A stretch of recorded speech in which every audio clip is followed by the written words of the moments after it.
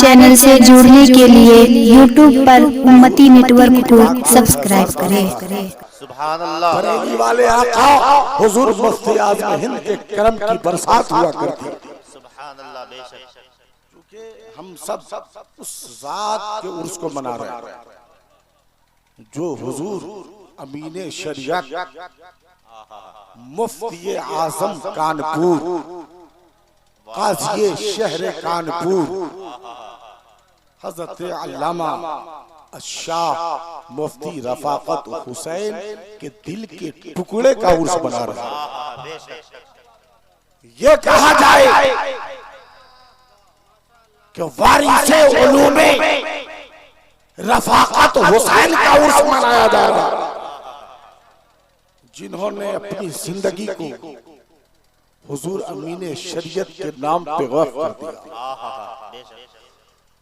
मगर आप किसी के दीवानगी में, किसी की मोहब्बत में उसके करीब हो जाए तो यकीनन हो किसी नेता के करीब होंगे तो आपको ठेका वगैरह दे देगा, आपको सड़क की ठेकेदारी दे देगा, कुछ न कुछ कमाई हो जाएगी, पैसा आ जाएगा। मगर हुजूर अब्दुल मुस्तफा रफाकत हुसैन अलैहि रहमा के जब करीब हुए, उनके सच्चे शहदाई हो गए तो जानते हो प्यारे, जब आप किसी के दीवाने बन जाइएगा तो आपको दौलत मिल जाएगी, माल मिल जाएगी। मगर अमीने शरीयत ने जब अब्दुल मुस्तफा को अपने करीब रखा तो ऐसा इसके सांचे में ढाला कि दुनिया उन्हें इसकी पहचान समझ बैठी। अब अल्लामा अब्दुल मुस्तफा जिधर से चले दुनिया बोल पड़ी, वो देखो आशिक़े रसूल। सुभान अल्लाह। देखें एक शख्स जब अपने करीब किसी को करता है अल्लाह का वली तो ऐसा हीरा बना देता है, ऐसा हीरा बना देता है कि उसकी चमक पूरी दुनिया में महसूस की जाती है। मेरा दावा है कि हुजूर अमीने शरीयत मुफ्ती रफाकत हुसैन अलैहि रहमा ने हज़रत अल्लामा अब्दुल मुस्तफा साहब क़िबला दामत बरकातहुल कुद्सिया व रहमतुल्लाहि ताला अलैहि को ऐसा हीरा बना दिया जिनकी चमक का हाल ये है कि आज बल्कि मुसैरी में भी उनकी चमक महसूस की जा रही है, मुजफ्फरपुर में भी उनकी चमक महसूस की जा रही है, सूबे बिहार में भी उनकी चमक महसूस की जा रही है। मगर प्यारे हुजूर रफाकत हुसैन ने अपने उस शहीदे को, दिल के टुकड़े को बरेली शरीफ भी भेजा था, जाओ सिर्फ मेरे करम से तू आबिस्ता ना रहा, बल्कि मेरा करम तो तुम पे आम है, मेरे करम की वर्षा तुम पर होती रहेगी। मगर जाओ बरेली की धरती पे जाओ, अहमद रजा के लाल से मिल ले, जब मुफ्ती आजम का तुम पे करम हो जाएगा तो सिर्फ मुजफ्फरपुर नहीं, तू ऐसा हीरा बनेगा जिसकी कीमत पूरी दुनिया में महसूस की जाएगी। नाराए तकबीर, नाराए तकबीर, नाराए रिसालत, नाराए रिसालत, उर्से रफाकती मुस्तफाई, उर्से रफाकती मुस्तफाई, नाराए तकबीर, नाराए रिसालत। तो मुसलमानों एक बात मैं आपको बताऊं, आप बार बार एक नारा सुन रहे हैं कबीरुल औलिया, वली कहते किसे हैं? मैंने कबीरुल उलमा, जरा ज़हन करीब करे, कबीरुल उलमा किसे कहते जानते हैं? जो उलमा में यानी बहुत सारे उलमा हो उसमें जो सबसे बड़ा आलिम हो। जोर से बोलिए सुभान अल्लाह, और मोहब्बत से बोलिए सुभान अल्लाह, ईमानदारी के साथ बोलिए। सरकार हजरत अब्दुल मुस्तफा रहमतुल्लाहि ताला अलैहि को कितने लोगों ने अपनी आंखों से देखा? बस दो ही चार लोगों ने देखा, आप लोगों ने नहीं, सब लोगों ने देखा। सुभान अल्लाह। आइए ज़हन करीब कीजिए, मैं आपको बताता हूँ वलियों की पहचान क्या होती है, हम कैसे समझे कि ये आलिम अल्लाह का वली है, हम कैसे समझे कि ये आलिम अल्लाह का महबूब है। तो आइए सरकार हजरत अब्दुल मुस्तफा रहमतुल्लाहि ताला अलैहि की जिंदगी को देखिए। एक लम्हा ऐसा भी गुजरा है, हजरत अपने दर पे बैठे हैं, छोटी सी चटाई है, उस चटाई पर हजरत बैठे हुए हैं, तो अगर वक्त का मुफ्ती आ रहा है हजरत की बारगाह में अदब के साथ आके बैठ गया, वक्त का मुफस्सिर आ रहा है अदब के साथ बैठ गया, वक्त का कारी कुरान आ रहा है अदब के साथ आके बैठ गया, वक्त का हाफिज कुरान आ रहा है अदब के साथ आके बैठ गया। मैंने कहा जनाब अफजल मुजफ्फरपुरी साहब आखिर मामला क्या है? मैं ये देख रहा हूँ हुजूर अब्दुल मुस्तफा रहमतुल्लाहि तआला अलैह अपनी चटाई पे तशरीफ फरमा है, वक्त का मुहद्दिस आ रहा है अदब के साथ बैठ रहा है, वक्त का मुफस्सिर आ रहा है अदब के साथ बैठ रहा है, वक्त का मुहक्किक आ रहा है अदब के साथ बैठ रहा है, वक्त का आलिम आ रहा है अदब के साथ बैठ रहा है, वक्त का हाफिज आ रहा है अदब के साथ बैठ रहा है। मामला क्या है? कोई उलमाए किराम बोल पड़े ये सगीरा साहब किसी जात के सामने इतने उलमा अदब के साथ बैठे तो ये समझ जाओ कि जिनके करीब उलमा मुहद्दिस मुफक्किर अदब के साथ बैठे वो इंसान अल्लाह का वली है। सुभान अल्लाह सुभान अल्लाह। नारे तकबीर, नारे तकबीर, नारे रिसालत, नारे रिसालत। हजरत अल्लामा सगीर रजा साहब बनारसी। अब वो साथ अल्लाह का वली कैसे ना हो जिनके करम अमीन शरीयत का हो, वो शख्स अल्लाह का वली कैसे ना हो जिनके करम हुजूर मुजाहिद मिल्लत का हो, वो शख्स अल्लाह का वली कैसे ना हो जिसपे करम हुजूर हाफिज मिल्लत का हो, वो शख्स अल्लाह का वली कैसे ना हो जिसपे करम हुजूर मुहद्दिस आजम का हो, वो शख्स अल्लाह का वली कैसे ना हो जिसपे करम हुजूर मुफ्ती आजम का हो, जिसपे करम हुजूर मुफस्सिर आजम का हो। ओ मुसलमानों, यकीनन हुजूर रफाकत हुसैन ने अपने दिल के टुकड़े अपने कष्टबाजों को ऐसा बना दिया था कि अब्दुल मुस्तफा जब मुजफ्फरपुर से बरेली की धरती पे जाए तो मुफ्ती आजम इस्तकबाल कराए। ए मुसलमानों, आप खुश नसीब हो कि आप सरकार अब्दुल मुस्तफा के तैयार। सुभान अल्लाह सुभान अल्लाह। और जब ऐसे ही जब होते हैं ना तो ऐसे हीरे से ही ऐसे ऐसे नगीने निकलते हैं। किसी को गुलाम मुक्तदा कहा जाता है तो किसी को इर्तजा कमाल। ऐसे ही हीरा जब होते हैं अल्लाह के महबूब तो अल्लाह ताला उनके घर में ऐसी औलाद अता फरमाता है, बेशक बेशक ऐसी औलाद अता फरमाता है कि वहां से चिराग रोशन होता है। आप इर्तजा कमाल साहब, मैं यही कहूंगा कि इस खानवादे के ऐसे चिराग हैं जो अपनी खिताबत के जरिए पूरे मुल्क को रोशन कर रहे हैं। खतीब सदाबहार अल्लामा इर्तजा कमाल साहब कभी बंगाल की धरती पर, कभी बिहार, कभी उत्तर प्रदेश जब जलसों में मुलाकात होती है, मगर मैं ये समझ नहीं पा रहा था कि अल्लाह के वली के बेटे हैं ये, अल्लाह के महबूब के बेटे हैं ये। लेकिन आज ये बात समझ में आ गई कि अल्लाह जिसे नवाज देता है वो बेपनाह नवाजता है। वो कैसे अल्लाह ताला ने अल्लामा अब्दुल मुस्तफा रहमतुल्लाहि तआला अलैह को अपना खास बंदा बना दिया, अपना खास महबूब बना दिया। जब रब ने अब्दुल मुस्तफा अलैहि रहमत को अपना महबूब बना दिया तो रब ने इरशाद फरमाया, ए अब्दुल मुस्तफा तू मेरा हो गया है, मगर तेरी औलादें ऐसी होंगी जो सिर्फ मुजफ्फरपुर में नहीं, तेरे सिलसिले को, तेरे जलवे को पूरे बिहार नहीं पूरे हिंदुस्तान में रोशन करेंगे।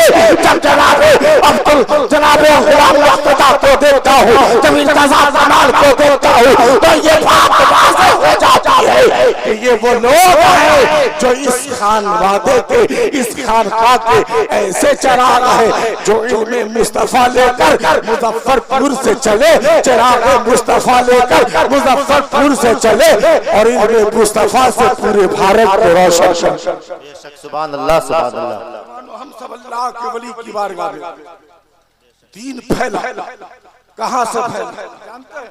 हजरत के नाम के साथ सूफी भी लगा हुआ। क्या लगा हुआ है? जोर से बोलिए, क्या लगा हुआ है? सूफी। और आलम वजूद से ही सूफियों का आना दुनिया में शुरू हो गया। पूरी दुनिया में इस्लाम जो फैला है वो सूफियों के दर से फैला है। बेशक मजहब इस्लाम का चिराग जो रोशन हुआ वो सूफियों के दर से हुआ। ये कलमा पढ़ने वाले लोग, ये इस्लाम का परचम उठाने वाले लोग, आखिर ये इस्लाम के परचम को किसने बुलंद किया? आखिर कलमा पढ़ाने वाला कौन था? दिन का झंडा उठाने वाला कौन था? तो आपको जवाब मिलेगा ये वो खानकाहें हैं, ये बुजुर्गों का दर है जहाँ से इस्लाम की तबलीग हुई है, दीन की अशात हुई है, लोगों के सीने में कलमा हक उतारा गया है, अल्लाह की मोहब्बत डाली गई है, अल्लाह के हबीब की मोहब्बत डाली गई है। कहीं ज्यादा दूर जाने की जरूरत नहीं, इसी भारत की धरती पर आइए मैं आपको बताऊं। यूं तो सैयदना ख्वाजा गरीब नवाज से पहले इस मुल्क में बड़े बड़े बादशाहों की हुकूमत रही, बड़े बड़े बादशाहों की हुकूमत रही, जिनके पास फौजें थी, जिनके पास असलहे थे, जिनके पास एक टीम थी, सिपाही थी। मगर उलमाए किराम से पूछिए, क्या भारत की तारीख पढ़िए, क्या उन बादशाहों ने हिंदुस्तान में इस्लाम को फैलाया? तो आपको जवाब मिलेगा नहीं। किसी मुगल ने इस्लाम को फैलाया? आपको जवाब मिलेगा नहीं। किसी खिलजी ने इस्लाम को फैलाया? आपको जवाब मिलेगा नहीं। किसी राजा ने हिंदुस्तान में इस्लाम को फैलाया? आपको जवाब मिलेगा नहीं। क्या मतलब?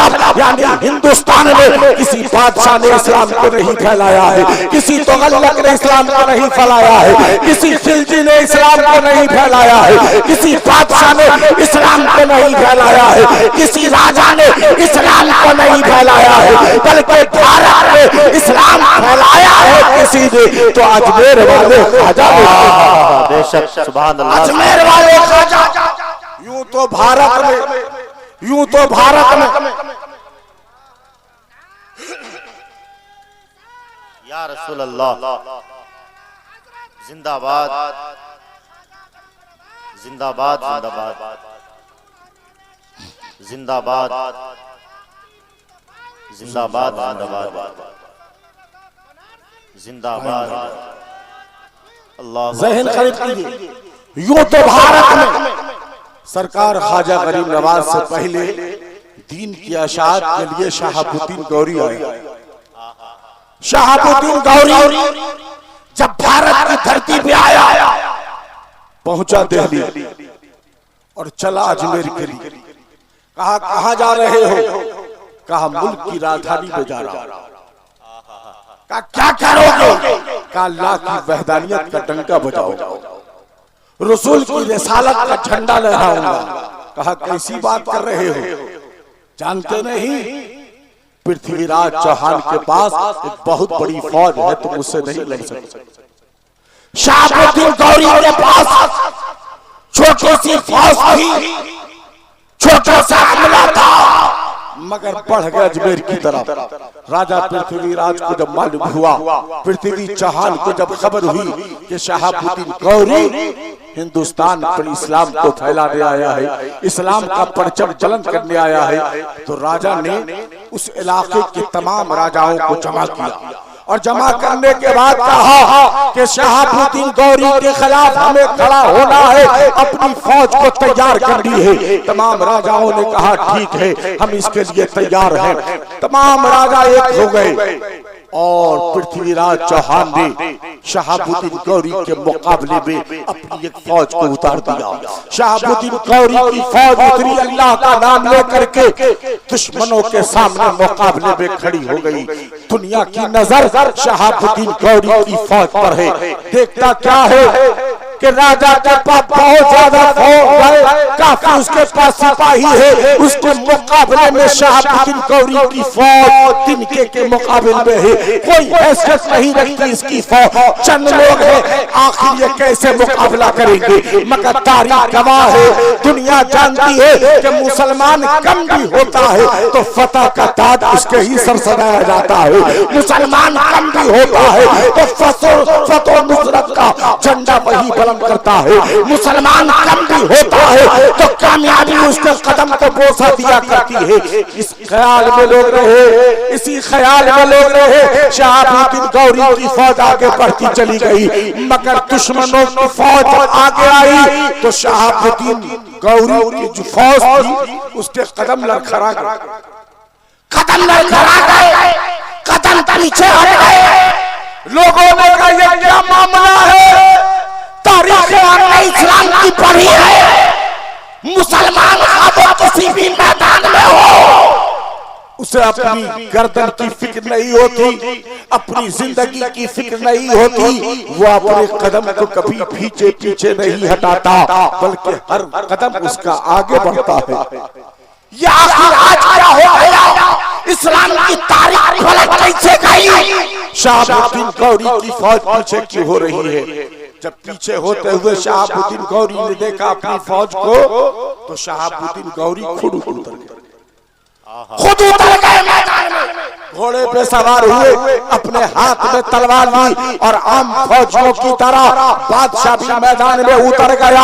जानते हो प्यारे, शहाबुद्दीन गौरी के हाथ से जब तलवार चलने लगी लोगों की गर्दनें कटने लगी, मगर शहाबुद्दीन गौरी पर चारों जानिब से जब हमला हुआ तो शहाबुद्दीन गौरी घोड़े से गिर गए। जैसे ही घोड़े से गिरे उनका एक सिपाही घोड़े पे शहाबुद्दीन गौरी को रखा, अब फौरन वहां से निकलना मुनासिब समझा, फौरन वहां से चल पड़े। जब चल पड़े फौज ने देखा कि बादशाह चला गया है तो मैं मैदान में कैसे रहूंगा, मेरा यहाँ क्या काम। बादशाह के पीछे शहाबुद्दीन गौरी की फौज चली गई। लोगों ने परवरदिगार आलम की बारगाह में रिदा पेश किया, मौला ए परवरदिगार आलम, ये फलसफा समझ में नहीं आ रहा है। तारीख इस्लाम की तो यही रही है कि मुसलमानों ने सर कटाना पसंद किया है मगर जालिमों के सामने झुकना पसंद नहीं किया।